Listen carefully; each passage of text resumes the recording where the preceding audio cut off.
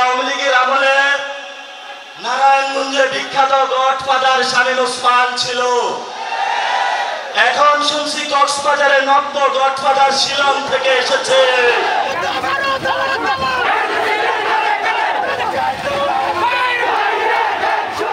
কক্সবাজারের প্রোগ্রামে সাউদ্দিন আহমেদকে নিয়ে আমাদের ভিডিও স্পন্দন সাউদ্দিন আহমেদকে নিয়ে কটূক্তিমূলক বক্তব্য বাজেভাবে তুলে ধরেছে।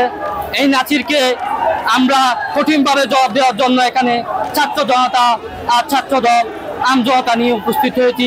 সেনাবাহিনী ব্রিগেড ছিল, এখানে ছাত্র জনতা এই ব্রিগেড ভেঙে দিয়েছে। এই নাচিরকে আমরা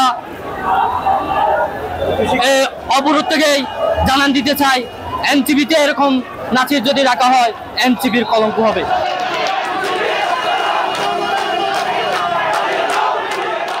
এই ডারবি নাসির আমার প্রিয় নেতা জনাব সালাউদ্দিন আহমদ সম্পর্কে পুরোপূর্ণ বক্তব্য দেওয়ার প্রতিবাদে সারা চকরিয়ায় আজকে যে এনসিবির আজকে প্রোগ্রাম ছিল, সারা কক্সবাজার জেলা থেকে শুরু করে চকরিয়ায় আজকে টলমল হয়ে গেছে।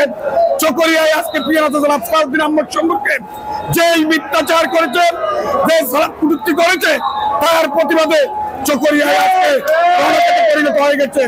সংগ্রামী সাথী বন্ধুরা, আজকে আমরা বলতে চাই এই ডারবি নাসিরের মতো যারা অবৈধভাবে এই দেশে সার্বভৌমত্ব নিয়ে যারা আবার এনসিপি নাম দিয়ে আমরা তাদেরকে মনে করেছিলাম তারা আমাদের সাথে আন্দোলনের শরিক ছিল বিধায় তাদেরকে আমরা প্রোগ্রাম করার জন্য আমরা সবাই মিলে এদেশকে যে একজন প্রিয় নেতা জনাব সালাউদ্দিন আহমদ আজকে মান্যবর স্থায়ী কমিটির সদস্য, যে বাংলাদেশের জন্য এই অন্তর্বর্তী সরকারের অধীনে উনি দায়িত্ব পালন করতেছেন, উনি তিনটা সংস্কারের প্রস্তাব পেশ করেন।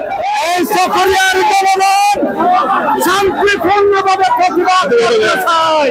আমাদের সাথে গণতন্ত্র পুনরুদ্ধারের আন্দোলনে ছিলেন, আপনাদের কাছে আহ্বান জানাই, আপনারা উশৃঙ্খল বক্তব্য দিয়ে এদেশের শান্তিপূর্ণ পরিবেশকে গোলাটে করবেন না।